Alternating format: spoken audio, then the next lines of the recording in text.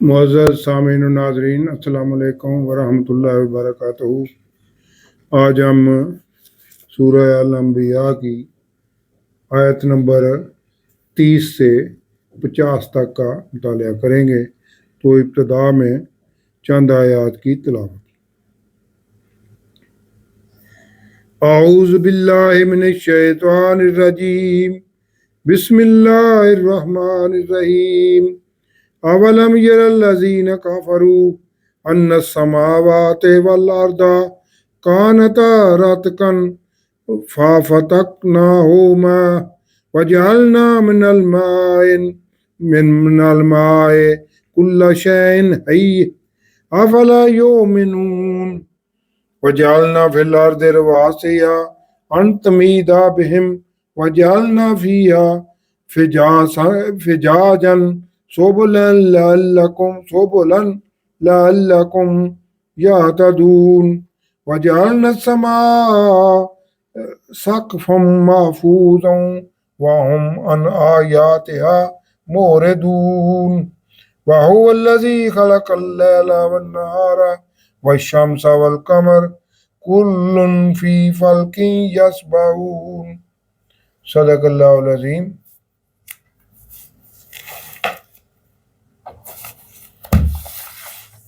اب آیت نمبر 30 سے 50 تک کا ترجمہ اور تفسیر النور۔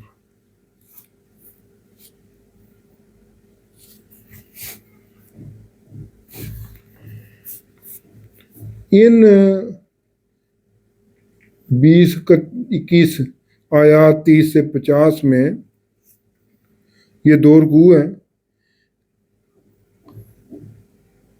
آیات ربانی اور تخلیق کائنات کا علم پنہا کر کے اللہ رب العزت نے تمام نسل انسانی کو دعوت فکر اور درس توحید دیا ہے۔ ارشاد باری تعالیٰ ہے، کیا ان کافروں نے دیکھا نہیں ہے کہ آسمان اور زمین بند تھے،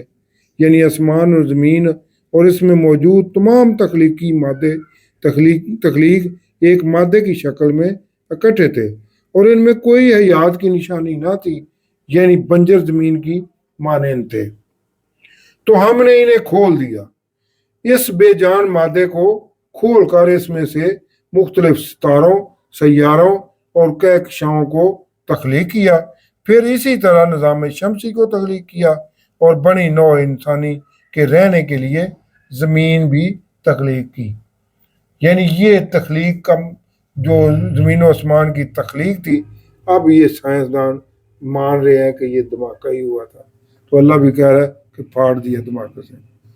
اور ہم نے ہر جاندار، یہ 1400 سال پہلے حضور نبی کریم صلی اللہ علیہ وسلم کو یہ علم دے دیا گیا تھا، انہیں پتہ تھا کہ تخلیق کائنات کیسے ہوئی ہے۔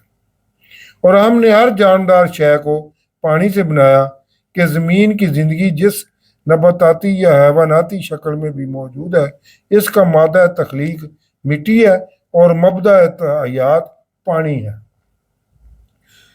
خشک مٹی جسے تراب کہتے ہیں، جب پانی اس میں ملا تو وہ مٹی تین بن گئی،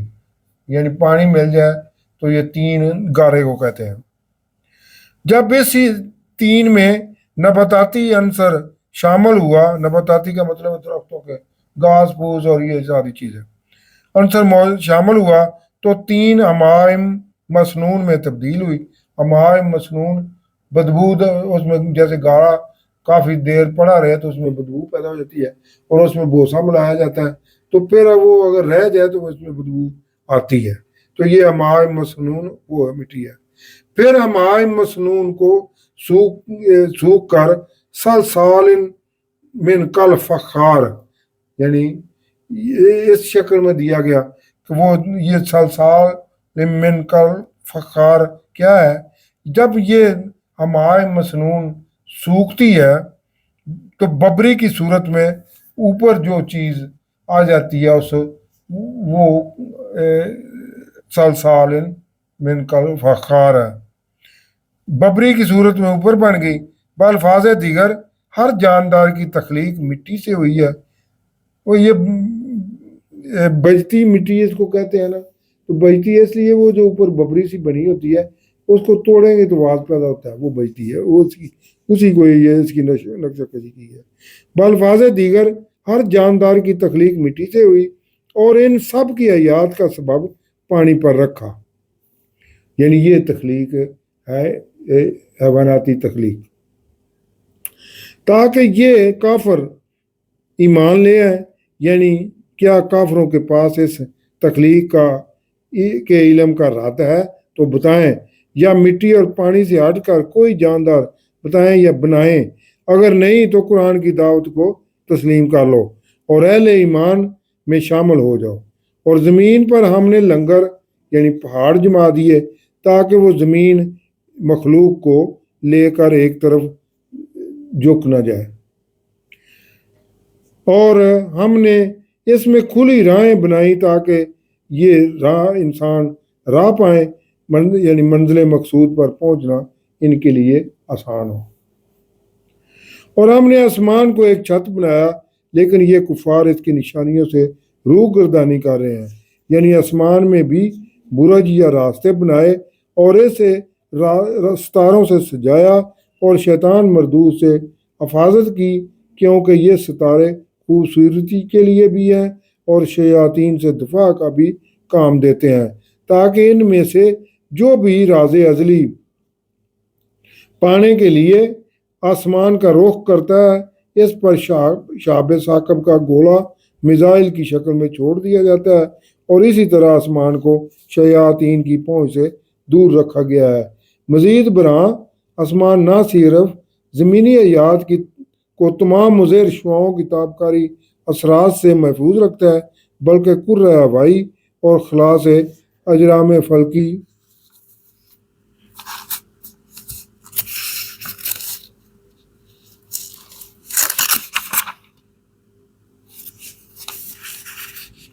کے گرنے سے بھی زمین کو محفوظ رکھتا ہے۔ اور وہی ہے جس نے بنائے رات اور دن اور سورج اور چاند، یہ اپنے اپنے مدار میں تیر رہے ہیں، اور آپ صلی اللہ علیہ وسلم سے پہلے ہم نے کسی بشر کے لیے ہمیشہ کا رہنا نہیں بنایا،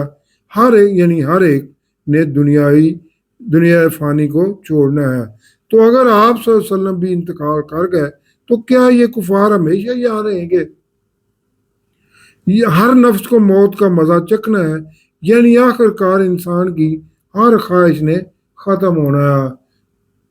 اور اللہ رب العزت کے سامنے ہی پیش ہونا ہے، اور ہم آزماتے رہتے ہیں برائی اور بلائی سے، اور تم سب نے ہماری طرف لوٹ کر آنا ہے۔ اور یہ کافر جب بھی آپ صلی اللہ علیہ وسلم کو دیکھتے ہیں تو آپ صلی اللہ علیہ وسلم کا مذاق اڑاتے ہیں، اور وہ خود اللہ کے ذکر سے منکر ہیں، کہتے ہیں کیا یہ وہ رسول صلی اللہ علیہ وسلم ہے جو تمہارے معبودوں کا برائی کے ساتھ ذکر کرتے ہیں؟ انسان کو جلد باز ہی بنایا گیا ہے، جلد ہی میں اللہ تمہیں اپنی نشانیاں دکھاؤں گا، جلد ہی میں اللہ تمہیں اپنی نشانیاں دکھاؤں گا، پس مجھ سے جلدی نہ کرو، نہ کفار اور نہ ہی اہل ایمان۔ اور کفار کہتے ہیں کہ کب ہوگا یہ وعدہ پورا، عذاب یا قیامت کا؟ اگر آپ صلی اللہ علیہ وسلم سچے ہیں، کاش ان کافروں کو معلوم ہوتا اس وقت کا جب وہ نہ روک سکیں گے آگ کو اپنے چہروں اور پیٹھوں سے، اور نہ ہی ان کی مدد کی جائے گی، بلکہ وہ قیامت ان پر اچانک آ جائے گی جو انہیں بد آواز کر دے گی، پھر وہ نہ اس کو اٹھا سکیں گے اور نہ ہی ان کو مہلت دی جائے گی کہ دعوت حق قبول کر لیں۔ اور بے شک آپ صلی اللہ علیہ وسلم بھی رسولوں کا، آپ سے صلی اللہ علیہ وسلم سے پہلے بھی رسولوں کا مذاق اڑایا گیا، تو مذاق کرنے والوں کا مذاق انہیں لے ڈوبا۔ آپ صلی اللہ علیہ وسلم کہہ دیں کہ شب و روز تمہاری کون حفاظت کرتا ہے رحمان کی طرف سے، بلکہ یہ تو اپنے رب کے ذکر سے ہی منہ پھیرے ہوئے ہیں۔ کیا ان کے معبود ہیں میرے سوا جو ان کو بچاتے ہیں؟ وہ تو اپنی ہی جانوں کو بچانے کی طاقت نہیں رکھتے، اور نہ ہی وہ ہمارے دوست ہیں، بلکہ ہم نے ان کو اور ان کے آباء و اجداد کو دنیاوی مال و متاع دیا، یہاں تک کہ دنیاوی مال و اسباب کو برتنے ان پر ایک عرصہ گزر گیا، تو تو کیا یہ نہیں دیکھتے کہ ہم ان کے لیے زمین کو کناروں سے گھٹاتے جا رہے ہیں؟ یعنی ان کے اپنے ہی ان کے سامنے دائرہ اسلام میں داخل ہوتے جا رہے ہیں اور ان کی اپنی زمین ہی ان پر دن بدن تنگ ہوتی جا رہی ہے۔ تو کیا آپ بھی سمجھتے ہیں کہ وہی غالب آنے والے ہیں؟ آپ صلی اللہ علیہ وسلم فرما دے کہ میں تمہیں خبردار کرتا ہوں وہی سے، اور جو بہرے ہیں وہ نہیں سنتے جب انہیں خبردار کیا جائے، اور اگر انہیں آپ صلی اللہ علیہ وسلم کے رب کے عذاب کا ذرا سا بھی علم ہو جائے تو کہیں گے ہائے ہماری خرابی، بے شک ہم ہی ظالم تھے، اور ہم قیامت کے دن عدل و انصاف کے لیے ترازو رکھیں گے، پھر کسی جان پر کوئی ظلم نہیں کیا جائے گا، یعنی جس کسی نے جیسا کیا ہوگا ویسا ہی بھرے گا۔ اگر ان کا عمل ایک دانے کے برابر بھی ہوگا تو ہم اسے لے آئیں گے اور ہم حساب لینے کے لیے کافی ہیں، اور بے شک ہم نے موسیٰ علیہ السلام اور ہارون کو فرقان تورات عطا کی تھی، جو متقین کے لیے روشنی یعنی منارہ نور تھی، ان کے لیے جو اپنے رب سے غیب میں ہونے کے باوجود ڈرتے ہیں اور وہ قیامت خیزیوں سے بھی ڈرتے ہیں۔ اور اب یہ ہے برکت والا ذکر یعنی قرآن پاک، جو پہلی کتابوں کی طرح ہم نے ہی نازل کیا ہے، تو کیا تم اے کافرو اس کے منکر ہو رہے ہو؟ یعنی جیسے پہلی کتابوں کے منکرین کا حشر ہوا ویسا ہی تمہارا بھی انجام ہوگا اگر تم نے قرآن حکیم کی دعوت اسلام سے روح گردانی کی تو۔ صدق اللہ العظیم۔